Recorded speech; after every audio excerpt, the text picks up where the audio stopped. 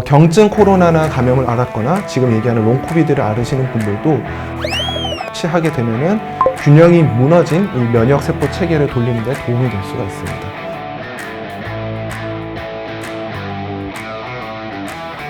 네, 안녕하세요. 저는 강남세브란스병원 가정의학과의 손다혜라고 합니다. 선생님 소개해 주시죠. 네, 안녕하세요. 강남세브란스병원의 가정의학과에서 근무하고 있는 서인호입니다. 저는 카이스트에서 면역학으로 박사학위를 받고 현재는 노화 방지, 암 경험자 관리 분야에서 진료를 보고 있습니다. 국립보건연구원에서 조사에 따르면은 코로나를 앓았던 사람들 중에 70% 가까이 되는 분들이 계속해서 증상을 호소하고 있고, 이런 증상 중에 4주 이상 되는 증상을 호소하는 분들은 롱코비드를 앓고 있다고 얘기를 하고 있는데요. 오늘은 그 롱코비드에 대해서 얘기를 해볼까 합니다.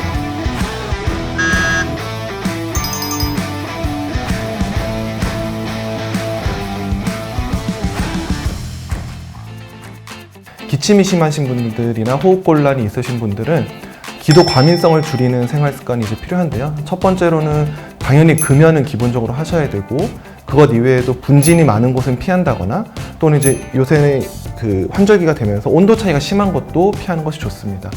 또한 기침이 좀 시작될 것 같다고 느끼시면은 바로 따뜻한 물을 조금씩 삼켜주시는 것도 좋고요. 아니면 사탕 같은 거를 빨아 드셔도 기침을 조금 억제하는 데 도움이 될 수가 있습니다.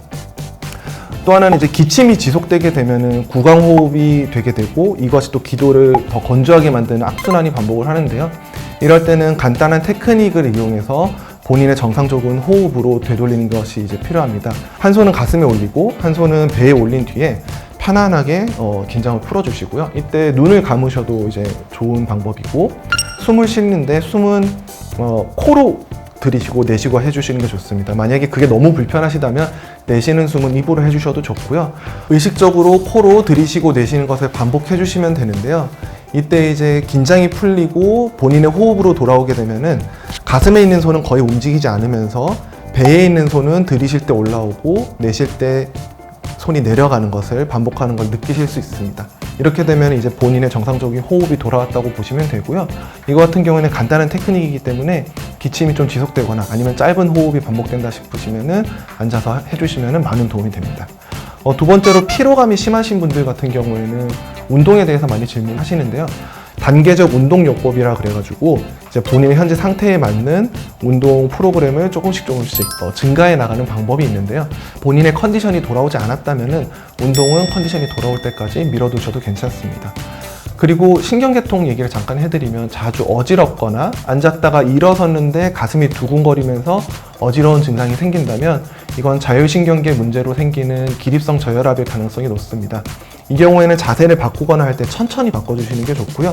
몸 안에 수분을 충분히 유지해 주는 게 좋기 때문에 수분 보충을 항상 충분히 해주시고, 압박 스타킹을 착용해서 하체에 있는 피들이 위로 잘 올라올 수 있게 해주는 것도 도움이 될 수 있습니다.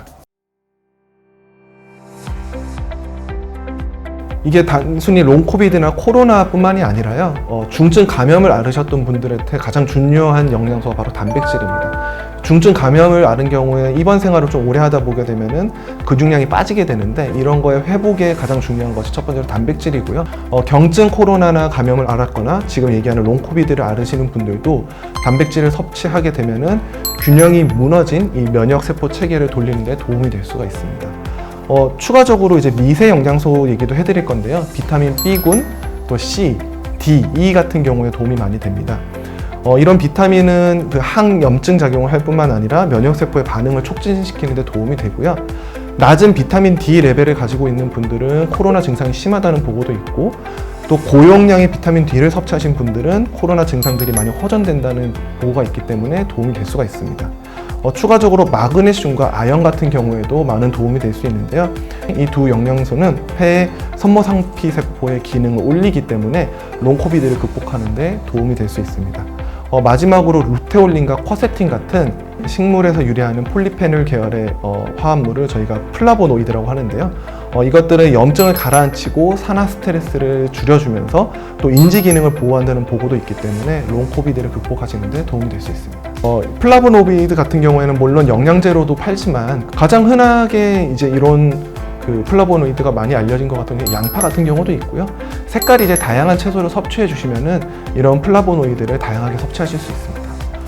지금까지 말씀드렸던 영양소들이 균형 잡히게 이제 들어있는 식단 같은 경우에는 요새 이제 많이 알려진 식단이죠.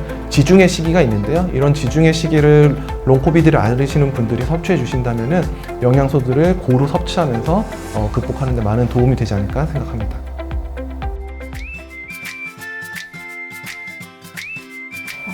최근에 우리나라에 이 코로나로 인하여서 많은 분들이 고생을 하고 계신데요. 그 중에서도 이렇게 후유증을 많이 앓고 계신 롱코비드 환자분들은 저희가 앞서 말씀드린 여러 가지 방법들을 통하여서 충분히 회복이 되실 수 있습니다. 하지만 이런 방법을 했는데도 회복이 안 된다면은 저희 롱코비드 클리닉에 내원하셔서 많은 도움을 받으셨으면 좋겠습니다.